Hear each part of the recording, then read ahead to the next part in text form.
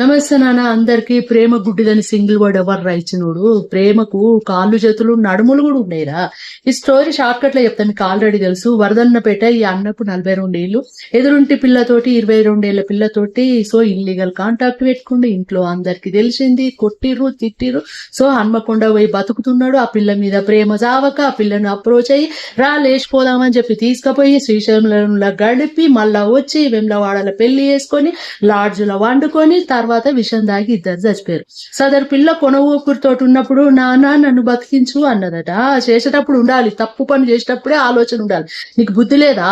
ఇద్దరు పిల్లలు ఉండి 42 ఏళ్ళోడు, నీకంటే సగము ఏజ్ ఎక్కువ. వాణ్ణి నువ్వు ఎన్నుకుంటావు. చేసేటప్పుడు తెలివి లేదు. ఈ అన్న నీకు కొంచెం కూడా ఆలోచన రాలేదా? నీ భార్య నీ పిల్లలు కన్న పిల్లల మీద కూడా నీకు కొంచెం దయ కలగలేదా? ఇన్నేళ్ళు సంసారం చేసినవే, నీ భార్య గుర్తు రాలేదా? గాపోరే నీకు పెద్ద ఇదైందా? ఏం సాధించను? ఎందుకోసం విషం ఇస్తున్నావు?